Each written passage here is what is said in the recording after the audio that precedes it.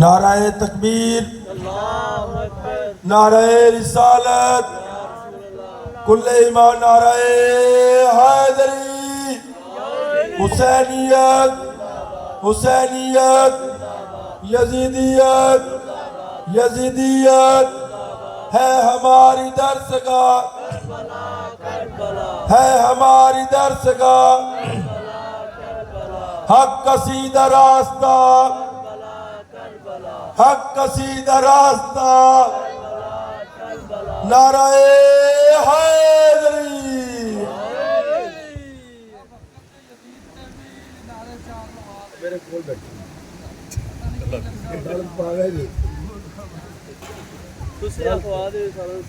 اعوذ باللہ من الشیطان الرجیم، بسم اللہ الرحمن الرحیم، الحمدللہ علی علی الاعلی وعلى عباده الذين اصطفى سيما على نبيه محمد المصطفى بالقاسم محمد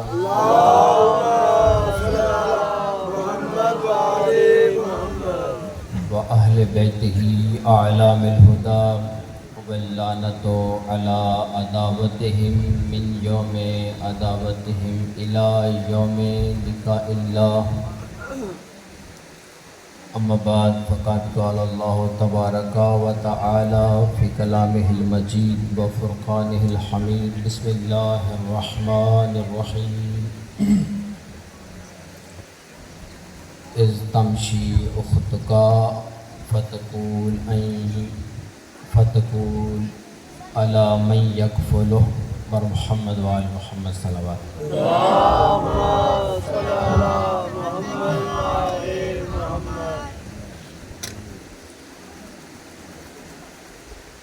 سامعین گرامی، عزاداران سید شہداء علیہ السلام، جہاں جہاں سے آپ تشریف نما ہیں، اللہ رب العزت کی بارگاہ میں دعا گو ہیں۔ پروردگار عالم آپ سب کا اس مجلس پاک میں آنا اور سننا معرفت میں شمار فرمائے، عبادت میں شمار فرمائے، اور خدا آپ کے قلوب و اذہان و فکر کے اور معرفت کے دریچوں کو اتنا کھولے کہ آل محمد کی یہ حقیقی معرفت حاصل ہو جائے۔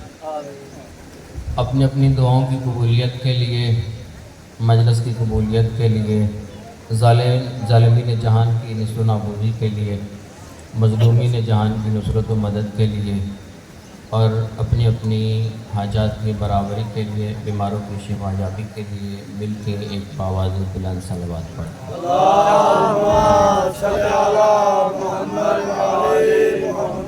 ایک صلوات سرکار صاحب الزماں علیہ السلام کے ظہور کی تاجید کے لیے بھی پڑھیں۔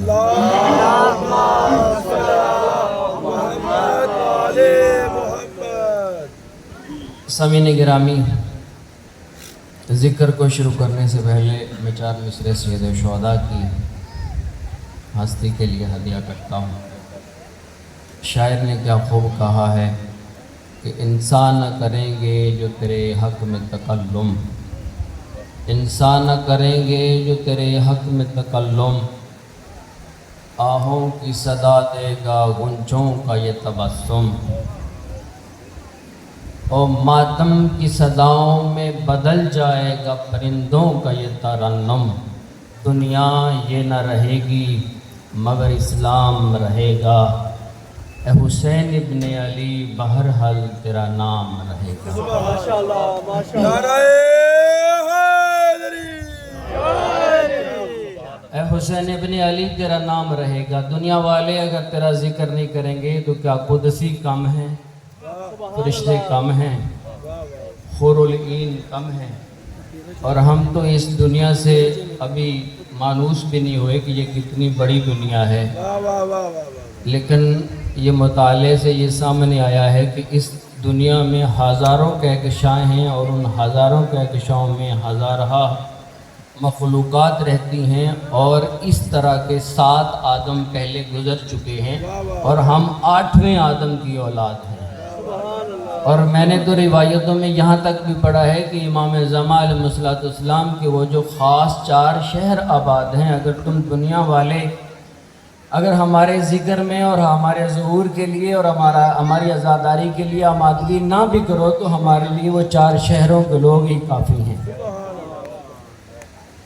तो एक छोटी सी मार्फत की बात सरकार साहिब-उज़्ज़मा अलैहिस्सलाम के हवाले से करूँगा, वो इसलिए कि आप लोग ज़हनी तौर पे आमादा रहें कि ये जो इस साल ये साल चला है 1447 हिजरी, ये या इस तरह की जो भी ताक हिजरी आएगी, रिवायात का मफ़हूम बता रहा हूँ, ये या इस तरह की जो भी ताक हिजरी आएगी, ये याद रखिएगा अपने जहनों में सरकार का ज़हूर किसी न किसी ताक हिजरी में होगा। माशाअल्लाह। ये वक़्त इमाम अल-मुंतज़र या इमाम अल-मुंतज़र वारिसे खूने हुसैन वारिसे खूने हुसैन या इमाम अल-मुंतज़र नाराए हैदरी।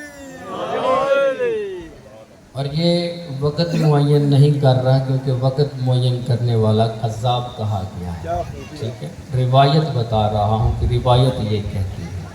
अलबत्ता ऐसी अलामात भी हैं कि जो बिल्कुल हतमी हैं लेकिन वो फिर कभी सही। अभी जो हमने कुरान मजीद सूरह ताहा की आयत से शुरू किया, और ये ताहा वो सूरह है कि जिसमें अल्लाह रब्बुल इज़्ज़त अपने हबीब से इरशाद फरमा रहा है कि ए ताहा, ताहा ए पाको पाकीज़ा, ताहा ए पाको पाकीज़ा। अभी मेरा मौजू नहीं है लेकिन अहले सुन्नत के मुहद्दिस, बड़े मुहद्दिस अकाबरीन ने ये लिखा है कि 5 चीज़ें ऐसी हैं जो कुरान मजीद में अल्लाह ने नबी के साथ नबी के अहले बैत को भी शामिल किया है। उनमें से एक अभी यहाँ बयान करनी है, बाकी फिर कभी, और वो मेरा मौजू भी यही है। फरमाया पैगंबर के लिए फरमाया ताहा ए तय्यब ताहिर, पैगंबर के लिए फरमाया ताहा, और अहले बैत के लिए फरमाया वो युत्ताहिरकुम तत्हीरा। यानी ये वो मंजिल है जहाँ पे अल्लाह रब्बुल इज़्ज़त अपने अहले बैत को अपने रसूल के उसी ही जिक्र से तज़किरा कर रहा है जिस तरह से पैगंबर का जिक्र तज़किरा किया। ताहा यानी तय्यब ताहिर पाको पाकीज़ा, और वह युत्ताहिरकुम तत्हीरा पाक व पाकीज़ा, यानी इस तरह अल्लाह ने पाक रखा जिस तरह पाक रखने का हक है। एक सलवात पढ़ बर मोहम्मद वाल मोहम्मद। गुफ्तगू है, बात यहाँ से शुरू हुई कि इस्तमशी उख्तुका फतकूल अला में यकफुलु। हज़रत मूसा अलैहिस्सलाम की बहन, लेकिन अगर मैं इस आयत को इतना सा हिस्सा ही पढ़ूँ, पिछली आयत ना पढ़ूँ, आगे वाली आयत ना पढ़ूँ, आपको समझ नहीं आएगी। अल्लाह रब्बुल इज़्ज़त फरमा रहा है कि वलक़द मनन्ना अलैक, ए मूसा हमने 2 मरतबा तुम पे एहसान किया। वलक़द मनन्ना अलैक मर्रतन उखरा, एक मरतबा हमने और भी एहसान किया था, और एक एहसान ये है, और वो सुन लीजिए कि एहसान क्या है। अल्लाह फरमाता है कि वो पहला एहसान ये है कि ए मूसा हमने तेरी माँ को वही की थी, और वही क्या की थी, सूरह कसस में अल्लाह फरमाता है कि हमने तेरी माँ को वही की थी कि फ़क़्ज़ फ़ीही फ़ित्ताबूत वक़्ज़ फ़ीही फ़िल जम, इसको संदूक में बंद करो और दरिया के हवाले कर दो। और उनकी माँ ने ऐसा ही किया, संदूक में बंद किया, दरिया के हवाले कर दिया। दरिया के हवाले किया, संदूक चलता गया, लेकिन वो संदूक चलता चलता वहाँ पहुँचा جہاں پہ اللہ فرماتا ہے کہ عدو لی و عدو اللہ، وہ فرعون کے ہاتھ چلا گیا جو تیرا بھی دشمن تھا اور میرا بھی دشمن تھا۔ یہ قرآن مجید ہے، ذرا توجہ کریں گے، لطف بھی آئے گا، مزہ بھی آئے گا، نتیجہ میں نے نکالنا ہے، ٹھیک ہے؟ لہٰذا یہ علامت بال بن کے نہیں بیٹھنا ہے، تھوڑا سا اس سے باہر نکلیں گے تو پھر زیادہ لطف آئے گا۔ صلوات پڑھ کر محمد والے۔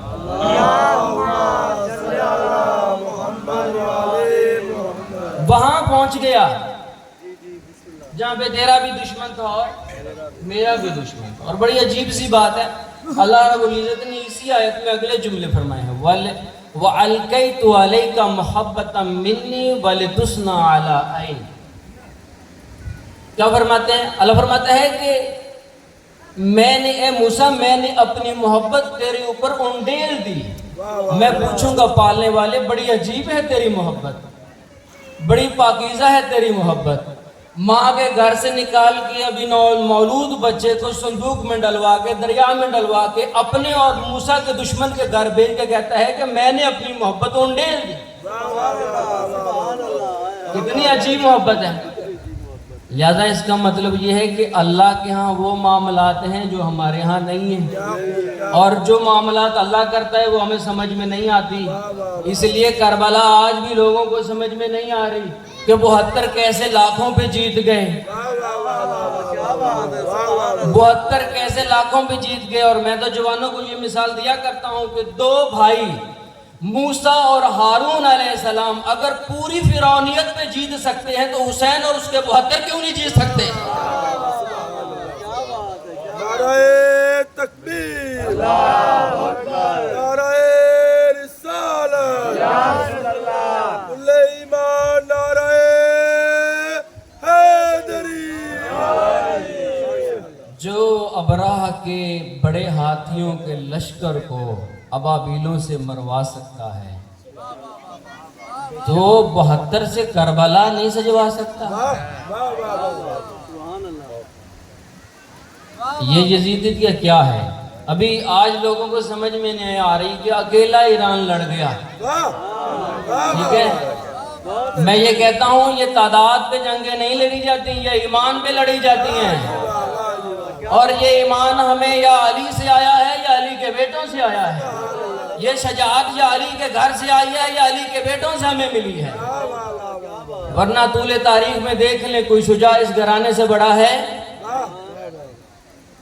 تو آج بھی دنیا میں جتنے بھی فرعون ہیں، جتنے بھی یزیدی ہیں، ان کو ڈر ہے تو علی والوں سے ہے یا علی کے گھر والوں سے، اور کسی سے نہیں۔ صلوات پڑھ کر محمد والے۔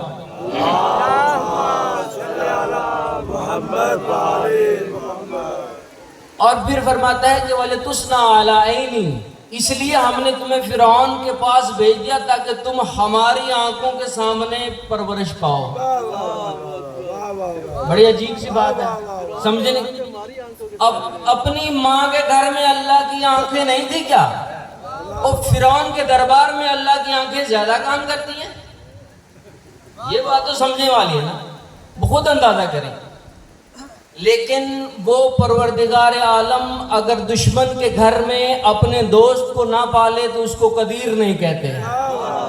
وہ یہی تو بتانا چاہتا ہے کہ میں علی کل شیء قدیر ہوں، جو میں فرض کر لیتا ہوں ہوتا وہی ہے، دنیا چاہے جو مرضی کر لے۔ صلوات پڑھ کر محمد والے۔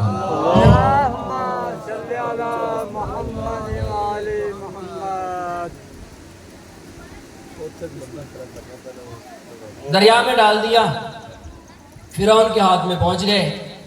اب اگلی آیت جو بھی میں نے پڑھی تھی، استمشی اختک فتقول الا من یکفل، فرمانے لگے کہ یہ ایک احسان تھا کہ ماں کے اوپر وحی کی اور بچے کو فرعون کے گھر میں پہنچا دیا۔ دوسرا احسان کیا ہے؟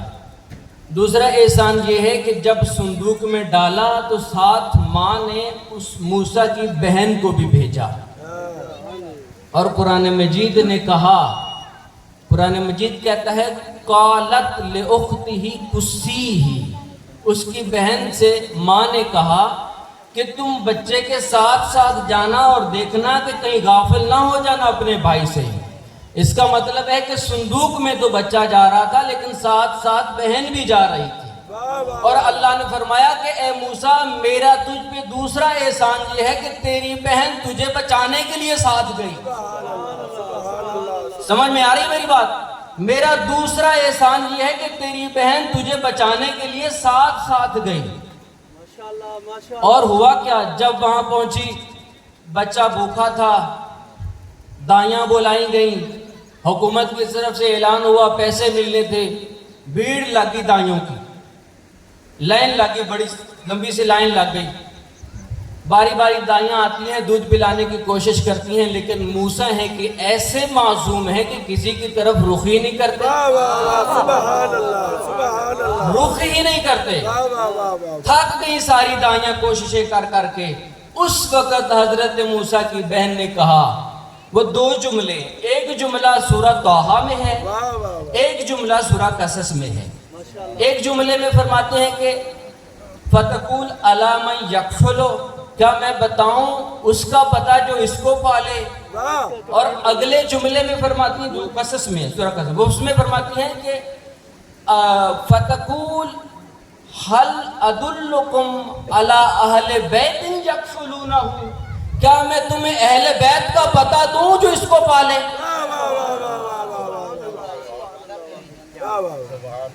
ابھی آتے ہیں اس کے، کیا میں تمہیں اس اہل بیت کا پتہ دوں جو اس کو پالے. اور سنیے گا، جب حضرت موسیٰ علیہ السلام نے دائیوں کی طرف رخ نہیں کیا تو اللہ رب العزت نے قرآن مجید میں فرمایا فَحَرَّمْنَا عَلَيْهِ الْمَرَاضِعَ، ہم نے موسیٰ پر پہلے سے ہی دائیاں حرام کر دی تھی. اس جملے کو سنیے گا، موسیٰ پر ہم نے پہلے سے ہی دائیاں حرام کر دی تھی. تو میں اس مقتدر اور سمجھدار مجمع سے پوچھنا چاہتا ہوں، جو دائیاں موسیٰ پہ حرام تھی وہ محمد پہ حلال کیسے ہوئی؟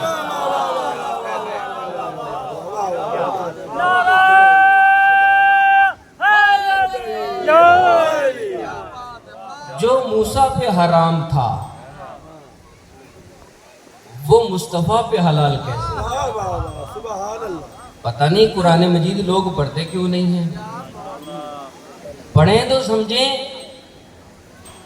کہ قرآن مجید میں حقائق کیا ہیں، اور حقائق نہیں پتا تو پھر اس ممبر پہ آ جائیے، یہاں سے کچھ نہ کچھ حقائق تمہیں سمجھ آ جائیں. ایک صلوات پڑھ پر محمد وآل محمد.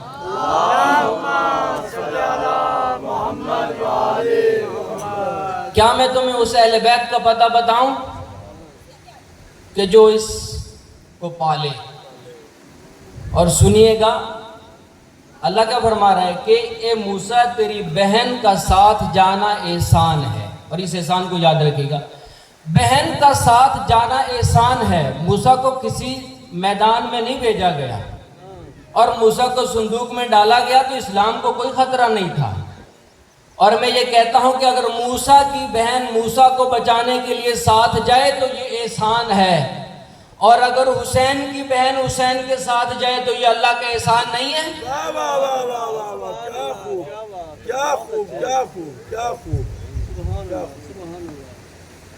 اور ساتھ گئی. اور اگر یہاں پہ یہ بات سمجھ میں نہیں آئی تو پھر میں ایک جملے کو تبدیل کر کے کہہ دیتا ہوں، وہ حسین جو منیت مصطفیٰ کی منزل پہ ہو اور وہ بہن جو باپ کی زینت ہو، اگر وہ بہن ساتھ جائے تو کتنی بڑی اللہ کا احسان ہوگا. ٹھیک ہے.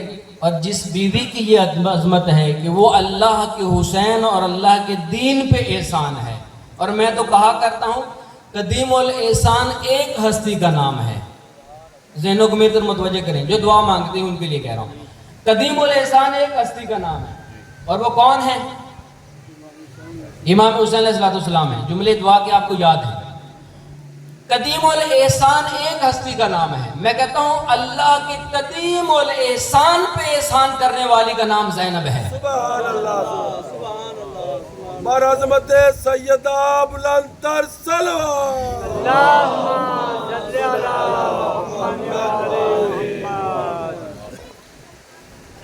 قدیم الاحسان پہ احسان کرنے والی بیوی. ٹھیک ہے. اور جہاں پہ یہ گفتگو اس مرحلے پہ پہنچ گئی اب تھوڑا سا آگے چلتے ہیں. سید الشہداء علیہ السلام کے بارے میں علامہ اقبال نے اپنی مثنویوں میں بہت سے کلام لکھے ہیں. ایک کلام جو انہوں نے فارسی مثنوی میں لکھا، اس کا ایک جملہ میں آپ کو عرض کرتا ہوں. وہ فرماتے ہیں کہ ایند و قوت، یعنی جیسے موسیٰ علیہ السلام اور مقابلے میں فرعون، اور اس طرح سے آدم علیہ السلام سے ہر زمانے میں یہ آپ کو ملے گا کہ ہر حق کے مقابلے میں باطل موجود ہے. وہ کہتے ہیں کہ ایند و قوت یاد آمد بدید، غور کیجئے گا، ایند و قوت یاد آمد بدید، موسی و فرعون شبیر و یزید. وہ کہتے ہیں کہ یہ جو دو قوتیں ہیں حق و باطل کی، اگر آپ کو یاد ہو تو یہ بشریت کی تاریخ کے ساتھ ساتھ چلتی آ رہی ہیں. جیسے موسیٰ کے مقابلے میں فرعون اور شبیر کے مقابلے میں یزید. لیکن جملہ اور ہے جو میں کہنا چاہتا ہوں اور جو اقبال سمجھانا چاہتے ہیں. وہ کیا سمجھانا چاہتے ہیں؟ وہ کہتے ہیں کہ حق و باطل کے اس تسلسل میں، جہاں موسیٰ کھڑے تھے وہاں حسین کھڑے ہیں. یہ دوہرا رہا ہوں جملہ. حق و باطل کے اس تسلسل میں جہاں موسیٰ کھڑے تھے وہاں حسین کھڑے ہیں، اور جہاں فرعون بیٹھا تھا وہاں یزید بیٹھا ہے. کسی کو مجمع میں نعرہ آتا ہے تو وہ لگا دیں. میرے خیال میں وہ واوا کا لطف اتنا زیادہ لے گئے آپ کے نعرہ بھول گئے. ایک سلوات پر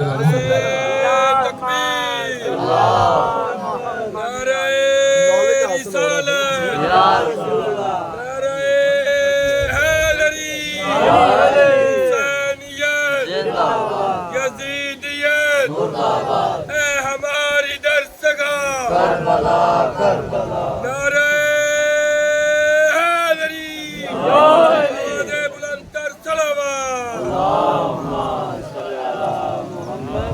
اور اتنا تسلسل میں نے اقبال کی مثنویوں میں جو دیکھا کسی کے لیے نہیں ہے جتنا سید الشہداء کے لیے. ایک جگہ پہ کہتے ہیں، لکھتے ہیں کہ بر محمد و آل محمد بآواز بلند صلوات. فارسی کے مثنوی میں لکھتے ہیں کہ نقش برصحرا لا الہ الا اللہ نویست، نقش لا الہ الا اللہ برصحرا نویست، سطر عنوان نجات ما نویست. وہ کہتے ہیں سید الشہداء علیہ السلام نے یہ جو صحرا کی ریت پہ نقش لا الہ الا اللہ لکھا ہے نا، یہ لا الہ الا اللہ نہیں ہے، یہ ہماری نجات کا پیمانہ لکھا ہے.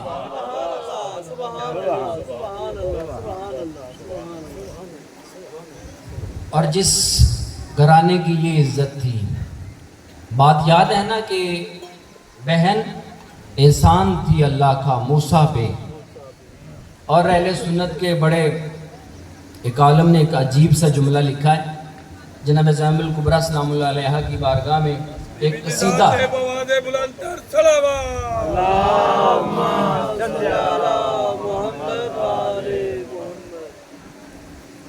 ایک قصیدہ انہوں نے لکھا ہے، اس کا ایک جملہ ہے، لیکن اس جملے کو میں یہاں روک کے تھوڑا 10 منٹ اور شاید کسی کے آنے کے انتظار ہوگا. ایک صلوات پڑھ کر محمد وآل محمد.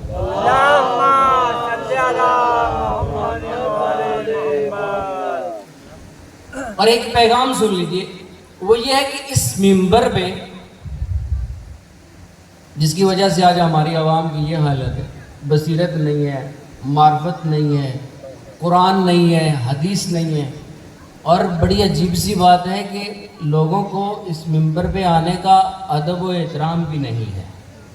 ٹھیک ہے، ہوتا ہے کہ اس منبر پہ کس طرح آیا جاتا ہے، کس پاکیزگی کا حامل ہے، یہ ساری چیزیں نہیں ہیں، ختم ہو گئی ہیں. وہ عزاداری کی روح جو آج سے چند سال پہلے تھی وہ نظر نہیں آتی ہے. کیوں ہوا ہے؟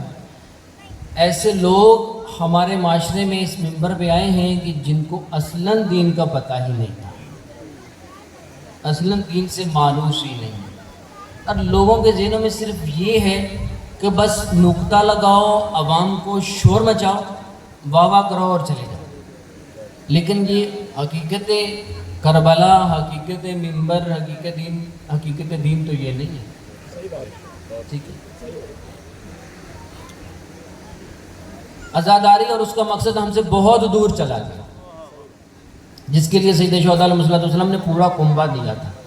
اگر ہم فضائل کے باب میں ہیں تو میں یہ بڑے وثوق سے کہتا ہوں، اتنے فضائل چند نسلوں نے آج تک نہیں دیکھے یا سنے ہوں گے جتنے فضائل یاد ہیں یا دیکھے یا سنے ہیں. لیکن کیا مسئلہ ہے کہ ان فضائل کو بیان کرنے سے معاشرے میں ایک خام خیالی پیدا ہو رہی ہے، وہ کیا؟ عمل سے دوری.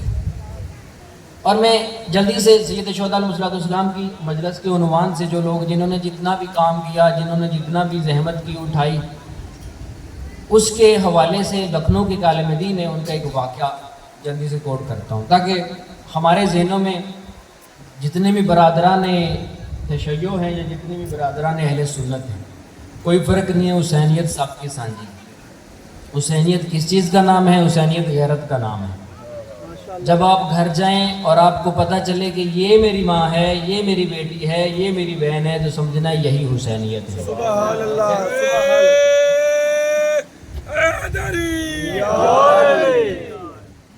بر حبیب خدا ختم الانبیاء بلند تر صلوات. لکھنؤ کے ایک عالم دین ہے، انہوں نے اپنی کتاب میں ایک واقعہ لکھا ہے. میں ڈرتے ہوئے پڑھ رہا ہوں کہ شاید اس سے کوئی بے عملی کا درس نہ لے جائے، لیکن یہ بات یاد رکھے گا کہ حسین اور حسینیت بے عملی کا درس نہیں دیتے. انہوں نے اسی عمل کے لیے اپنے آپ کو قربان کیا.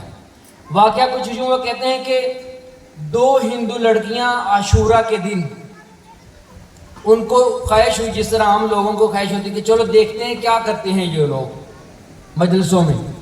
عاشورہ کا جلوس جا رہا تھا، ان لڑکیوں نے نیت کی کہ ہم بھی جلوس میں جاتی ہیں، ان کو دیکھیں گی کہ یہ وہاں کیا کرتے ہیں، کیسے ماتم کرتے ہیں، کیسے پرسہ دیتے ہیں. تو وہ دونوں بچیاں ہندوؤں کی وہ جلوس کی طرف چلیں. راستے میں انہوں نے دیکھا کہ لنگر پک رہا ہے، دیگیں بن رہی ہیں، نیاز بن رہی ہیں، اور آگ جل رہی ہے، اور لمبی لمبی لکڑیاں نیچے لگی ہیں، اور آگ جلتے جلتے وہ لکڑیاں ختم ہو گئیں، اور وہ لکڑیاں وہ جو پتیلا تھا یا دیگ تھی اس کے باہر ہیں، نیچے نہیں ہیں اس کے. تو اس میں سے ایک لڑکی نے بولا کہ کیوں نہ ہو کہ میں یہ آگ ذرا نیچے کر دیتی ہوں تو لنگر پک جائے گا، ورنہ یہاں پہ تو کوئی نہیں ہے، آگ ضائع ہو رہی ہے، آگ ضائع ہو رہی ہے. ٹھیک ہے. اس عالم دین نے لکھا کہ چند سال بعد اس لڑکی کا انتقال ہو گیا. اس لڑکی کا انتقال ہو گیا چند سال کے بعد. جب اس کی چتا جلائی گئی تو اس کا جنازہ نہیں جلتا تھا. 40 دن تک ان کے یہاں لکھا ہے کہ 40 دن تک مسلسل وہ جلاتے ہیں، نہ جلے تو پھر اس کو چھوڑ دیتے ہیں. 40 دن تک مسلسل اس کا جنازہ جلاتے رہے، اس کو آگ ہی نہیں لگی اور جلا ہی نہیں. تو کیا ہوا کہ انہوں نے اس کا ماجرا اپنے سادھوؤں سے اور ساروں سے پوچھا، ان کے ذہن میں نہیں آیا. تو انہوں نے کہا ہو نہ کسی مسلمان عالم سے پوچھ لیتے ہیں. تو ایک عالم دین سے انہوں نے پوچھا کہ یہ کیا ماجرا ہو سکتا ہے کہ ہم نے چیتا جلائی ہے اور وہ لاش کو آگ نہیں لگتی. تو انہوں نے بیان کیا کہ مجھے اس کی ہسٹری میں کوئی ایک واقعہ، کوئی ایک ایسا انہونا واقعہ جس میں اس نے کوئی ایک ایسا کام کیا ہو جو ہمارے ساتھ یا کسی طرح بھی اسلام کے ساتھ مربوط ہو، وہ مجھے بتائے. تو کوئی نہ بتا سکا. اس کی بہن نے بتایا کہ ایک دن ہم جلوس میں شامل ہو رہی تھی اور اس نے بولا کہ آگ باہر چل رہی ہے، میں وہ لکڑیاں اٹھا کے نیچے کر دیتی ہوں تاکہ لنگر بن جائے، نیاز پک جائے.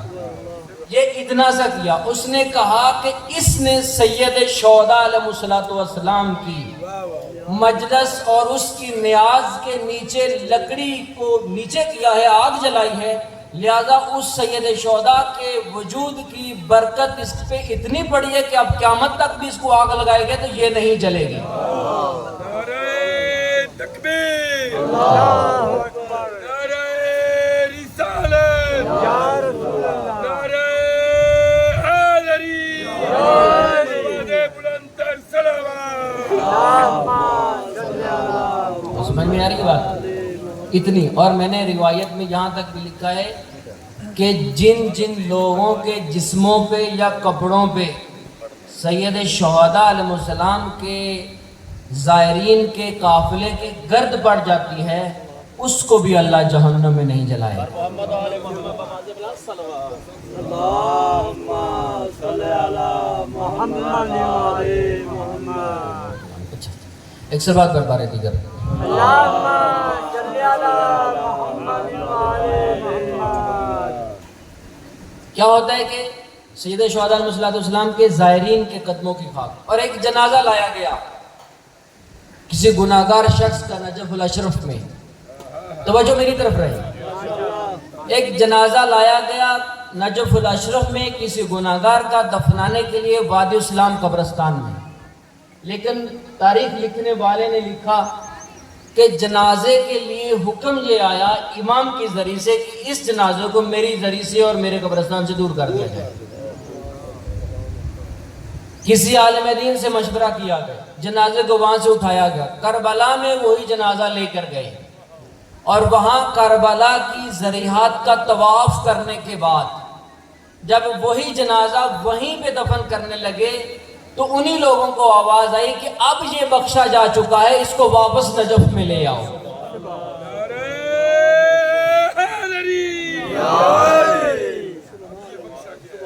یہ بخشا جا چکا ہے, اس کو واپس لے آؤ. اس طرح کے 20 واقعات ہیں. سمجھ میں آ رہی بات؟ ان کو بٹھاؤ ذہنوں میں, یہ معرفت کی باتیں ہیں, سمجھو اور معرفت حاصل کرو اور وہ مقام حاصل کرو جس مقام پہ ہمیں معصومین دیکھنا چاہتے ہیں. اس لیے انہوں نے بار بار فرمایا ہے کہ تکونوا لنا زینا ولا علینا شینا. ہمارے لیے باعث زینت بنو, باعث ننگوار نہ بنو. کہیں ایسا نہ ہو کہ کوئی تمہارے کردار سے یہ کہے کہ یہ علی کا شیعہ اور اس طرح کے کام, یہ نہ کہے. بلکہ مولا فرماتے ہیں کہ اگر وہ کسی نے پوچھ بھی لیا امام صادق سے, پوچھا مولا ہم کس طرح آپ کے لیے زینت باندھ سکتے ہیں, تو امام علیہ السلام نے مثال دی. مولا فرماتے ہیں کہ اگر 40 لوگوں کی ایک بستی ہو, اس میں 39 لوگ غیر مذہب سنی یا غیر مسلم رہتے ہوں, ٹھیک, اور ایک گھر صرف ہمارے چاہنے والے شیعوں کا ہو, تو اگر کوئی شخص وہاں کسی کے تقوی کی مثال دے, کسی کی سچائی کی مثال دے, کسی کی امانت داری کی مثال دے, کسی کی پاکیزگی کی مثال دے, کسی کی عبادت کی مثال دے, تو وہ ایک گھر ہمارے شیعوں کا ہونا چاہیے. اور عیب پوچھا جائے تو وہ یہ بتائیں کہ ان میں عیب یہ ہے کہ یہ صادق آل محمد اور آل محمد کے گھر سے محبت کرتے ہیں.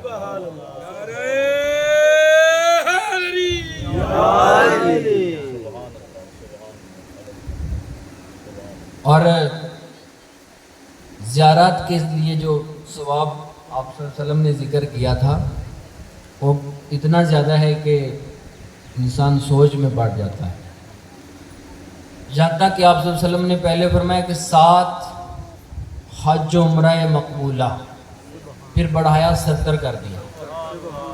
یہاں تک کہ پھر بڑھایا اور کہا کہ ایک قدم کے بدلے میں ایک حج اور عمرہ مقبولہ. پھر کہا کہ ایک قدم جو تم اٹھاؤ تو حج مقبولہ, اور ایک قدم جو تم رکھو تو حج اور عمرہ مقبولہ. اور یہاں تک بھی فرمایا کہ ایک جو سانس تم لے رہے ہو تب بھی تمہیں ایک حج اور عمرہ مقبولہ کا ثواب مل رہا ہے, ایک سانس تو تم نکال رہے ہو تب بھی تمہیں ایک حج عمرہ کا ثواب مل رہا ہے. اور پھر کہا مقبولہ, لیکن کہا عارفن بے حق کے ہاں, ان کے حق کی معرفت رکھتے ہو. یہ عارفن بے حق کیا ہوتا ہے؟ کسی نے یہی جملہ آیت اللہ تقی بہجت سے پوچھا تھا کہ آپ بتائیں کہ ہم اپنے امام کی زیارت کر سکتے ہیں. انہوں نے کہا زیارت کرنے میں اتنا بڑا شرف نہیں ہے, زیارت کرنے میں اتنی بڑی فضیلت نہیں ہے. کیوں؟ اس لیے زیارت کرنے میں اتنی بڑی فضیلت نہیں ہے کہ اگر معرفت ہے تو فضیلت ہے, معرفت نہیں ہے تو کوئی فضیلت نہیں. کیوں؟ انہوں نے کہا شمر نے بھی اپنے وقت کے امام کو دیکھا تھا، زیارت کی تھی، ان کو درد کیا تھا، ان کے پاس بھی تھا، لیکن ان کا قاتل تھا، ان کے مقصد کا قاتل تھا۔ کہیں ایسا نہ ہو کہ ہم میں سے بھی کوئی اگر امام کی زیارت کرے تو اس بے معرفتی کے ساتھ۔ اس لیے عارف بحق کے ہاں قدم قدم پہ بولا ہے، عارف بحق کے ہاں، ان کے حق کی معرفت۔ اور یہ حق کی معرفت میں ایک چیز جو زیادہ شامل ہے وہ محبت سے بڑھ کے خلوص شامل ہے، کہ تم کتنے خالص ہو۔ اور میں آپ کو ایک بات بڑی اتھینٹک ذرائع سے بتا رہا ہوں کہ جتنا ثواب جو لوگ کربلا میں جاتے ہیں وہ تو جاتے ہیں، خوش نصیبی ان کی، جو نہیں جاتے اللہ رب العزت ان کو لے کر جائے گا۔ میں بڑے اتھینٹک ذرائع سے یہ بات آپ کو بتا رہا ہوں، اور مراجع کی یعنی کہ قول کے مطابق بتا رہا ہوں۔ وہ یہ ہے کہ اگر تم کسی مجلس میں جاؤ تو آیت اللہ تقی باجد کہتے ہیں کہ تم یہ نہ بولو کہ میں مجلس میں جا رہا ہوں، بلکہ تم کہو کہ میں اپنی کربلا میں جا رہا ہوں، میں کربلا میں جا رہا ہوں، اپنی کربلا میں جا رہا ہوں، مجلس کا نہ بولو۔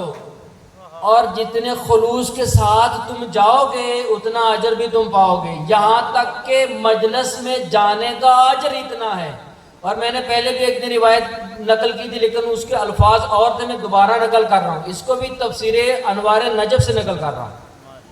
علامہ صاحب لکھتے ہیں کہ میں نے ایک روایت پڑھی کہ ایک دن جناب حر جنت میں بڑے پریشان ہوئے اور رونے لگے، اور حبیب ابن مظاہر بھی پریشان ہوئے اور پوچھا کہ آپ کو مسئلہ کیا ہے؟ انہوں نے کہا مجھے مسئلہ یہ ہے کہ میں سید شہداء کی وہ مجلس دیکھ رہا ہوں جو زمین پہ ہو رہی ہے، اور میں دیکھ رہا ہوں کہ فرشتے اس پہ رشک کر رہے ہیں کہ اے اللہ ہمیں کیوں نہیں بھیجا جاتا ان محفلوں میں۔ تو وہ کہتے ہیں کہ میرا بھی دل چاہا کہ میں وہاں چلا جاؤں لیکن میں جا نہیں سکتا، اس لیے میں پریشان ہوں کہ اللہ ایک موقع مجھے دے دے کہ میں زمین پہ سید شہداء کی مجلس میں شمولیت اختیار کر لوں۔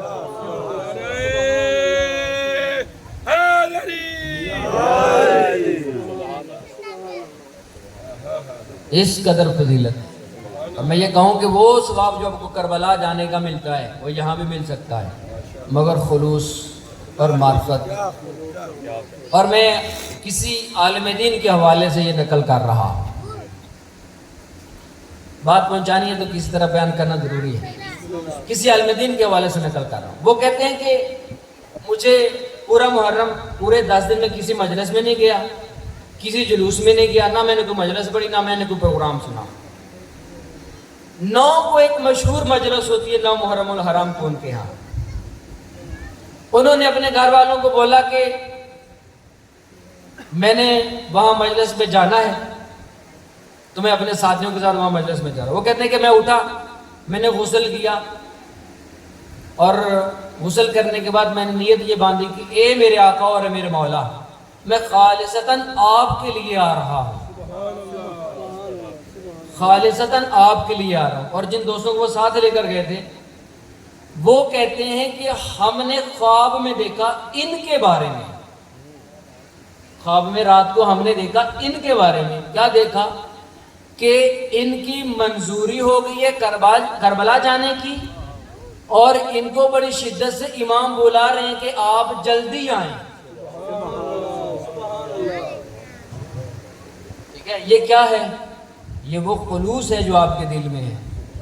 ٹھیک ہے، اتنے خالص ہو کے آئیں کہ آپ کی ایک حرکت سے یہ نہ کسی کو لگے کہ یہ مولا کی مجلس کے لیے نہیں بلکہ کسی اور کام کے لیے۔ اور ایک بات یاد رکھیے گا، مجلس میں جنت کے لیے نہ آیا کرو، مجلس میں ثواب کے لیے نہ آیا کرو، مجلس میں لنگر کے لیے نہ آیا کرو۔ جنت خود اس راستے پہ ملتی ہے، اس کی طلب کی ہمیں ضرورت نہیں ہے، جو کام ہم کر رہے ہیں وہ سیدھا جنت میں لے جائے گا۔ ٹھیک ہے، ثواب کی ہمیں ضرورت نہیں ہے، کیونکہ جس کے باپ کے ہاتھ کی ایک حرکت ثقلین کی عبادت سے افضل ہو، ہمیں ثواب کی کیا ضرورت ہے؟ تکبیر، نعرہ رسالت، نعرہ حیدری،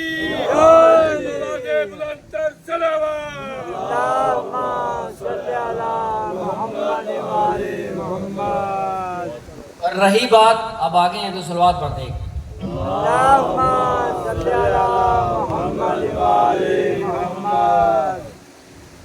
اور رہی بات لنگر کی تو توجہ میری طرف رہی بات لنگر کی تو لنگر وہ ہے کہ جو زمین و آسمان پہ تقسیم ہو رہا ہے تو وہ ان کی جوتیوں کا صدقہ تقسیم ہے.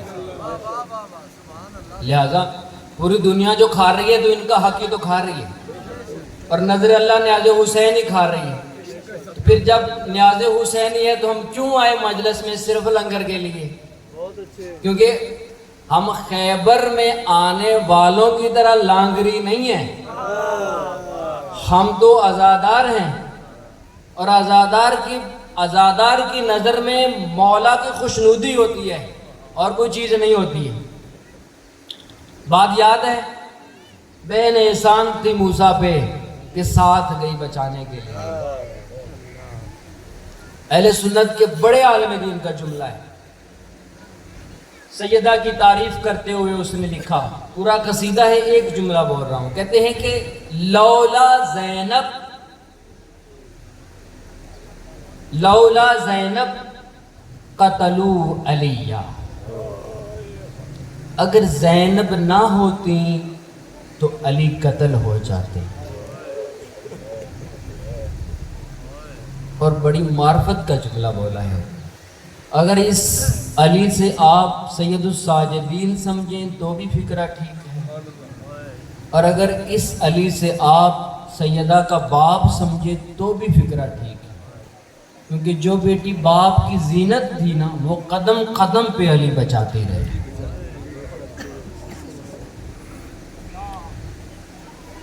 یہ بہن ساتھ چلی، ساتھ آئی اپنے بھائی کو بچانے کے لیے.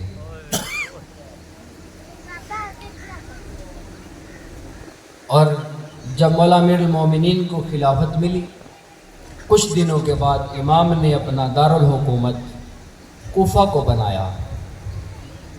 چند دنوں کے بعد کوفہ کی عورتیں دوپہر کے وقت امام کے پاس آئیں، را کر عرض کیا آقا اور مولا، ہم چاہتی ہیں کہ آپ کی بیٹی سیدہ ہمیں تفسیر قرآن پڑھائے.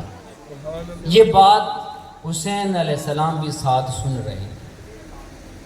امام وہاں سے واپس پلٹے، اپنے بیٹے سے فرمایا کہ بیٹا حسین جاؤ اپنی بہن سے بتاؤ کہ جو ٹائم وہ چاہیں ہم وہ مقرر کر دیں گے.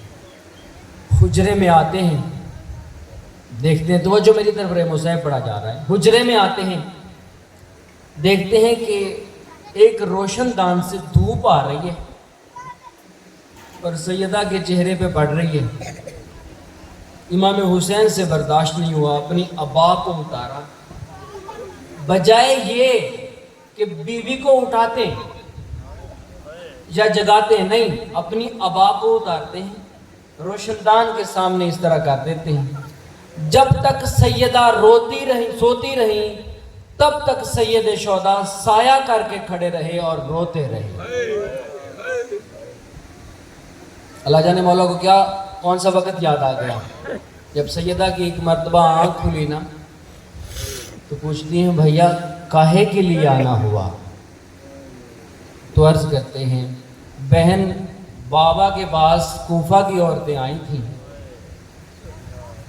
تفسیر کے لیے وقت مانگ رہی تھیں، آپ سو رہی تھیں، دھوپ کی تپش آپ کے چہرے پہ تھی، مجھ سے برداشت نہیں ہوا کہ آپ کے آرام میں خلل آئے، تو میں ابا کا دامن آپ کے سامنے کر دیا تاکہ دھوپ کی تپش آپ کو نہ لگے. بی بی کا جملہ سنیں گے کیا تھا؟ بی بی فرماتی ہیں اے بھیا کاش وہ وقت بھی آئے کہ جب آپ آرام کر رہے ہوں اور بہن اپنی چادر سے سایہ کر کے کھڑی رہے. اور سنو گے وہ وقت بھی آیا، پھر وہ وقت بھی آیا کہ جب سیدہ کو اپنی حسرت یاد آئی کہ بھائی سو رہا ہو، دھوپ بڑھ رہی ہو، لیکن مجبوری یہ تھی کہ سیدہ کے سر پہ چادر نہیں تھی. اجرکم اللہ، سیدہ کے سر پہ چادر نہیں تھی. سنو کہ ہاتھ تو گردن کے پیچھے بندھے تھے نا، لیکن میں نے مقتل کے جملے پڑھے ہیں۔ جب سواریاں گزریں، پاک سیدہ نے اپنے آپ کو بھائی کے لاشے پہ جھکا دیا اور گرا دیا، تب تک اپنے بالوں کو سایہ کر کے کھڑی رہی۔ اور مقتل نے یہ جملہ نہیں لکھا کہ کب تک، لیکن ایک جملہ لکھا کہ ایک تازیانہ بلند ہوا، سیدہ کو اٹھایا گیا، اور طول تاریخ میں، اس مقتل کی تاریخ میں لکھا ہے کہ جتنے بھی تازیانے کربلا سے شام تک دو ہستیوں کی طرف اٹھے، ان کو سیدہ نے اپنے جسموں پہ برداشت کیا ہے۔ ایک سید الساجدین ہیں اور دوسری بچی سکینہ ہے۔ جتنے بھی تازیانے شمر کی طرف سے آتے تھے، جناب سیدہ بچی کو لپٹ جاتی تھی اور وہ تازیانے اپنے جسم پہ برداشت کرتی تھی۔ سنو کہ یہ قافلہ گیا کربلا سے شام میں، شام سے سال کے بعد یہ قافلہ لوٹا ہوا واپس آیا، لیکن پوری تاریخ مقتل میں ایک جملہ بھی نہیں ملتا کہ کہیں پہ سیدہ کے حوصلے نے جواب دیا ہو، کہیں پہ سیدہ کا حوصلہ کم ہوا ہو۔ لیکن مقتل والے نے ایک جملہ بڑا عجیب لکھا۔ جب وہ قافلہ واپس مدینہ میں آیا، مدینہ کی عورتیں پاک بی بی کے پاس آئیں پرسہ دینے کے لیے، اور ان عورتوں نے پوچھا کہ اے بی بی ہمیں بتائیں گی، آپ اپنی زبان سے بتائیں گی کہ وہ اکبر کے ساتھ کیا ہوا؟ ایک ہی جملے میں بتایا کہ ان کے سینے میں برچھی لگی۔ علی اصغر کا کیا ہوا؟ فرمایا ان کے گلے کو 300 تیروں سے مارا گیا۔ فرمایا اور محمد کا کیا ہوا؟ فرماتی اور محمد کو میں نے اپنے بھائی پہ قربان کر دیا۔ اور کہا کہ سید شہداء کا کیا ہوا؟ فرمایا میرے بھائی کے لاشے کو ٹکڑے ٹکڑے کر کے شہید کر دیا گیا، 3 دن کے بھوکے اور پیاسے تھے اور شہید کر دیا گیا۔ اور سنو گے جب اس نے پوچھا نا عورتوں نے کہ وہ 4 سال کی بچی کا کیا ہوا، تو جناب زینب الکبریٰ سلام اللہ علیہا جو کربلا سے شام، شام سے واپس مدینے تک ابھی تک بڑے صبر سے رہ رہی تھی، اس کی چیخ بلند ہوئی اور تاریخ کے جملے، وہ کہتے ہیں اس بچی کے مرنے نے مجھے بوڑھا کر دیا۔ اللہ لعنت اللہ علی القوم الظالمین وسیعلم الذین ظلموا ایمن قلبی۔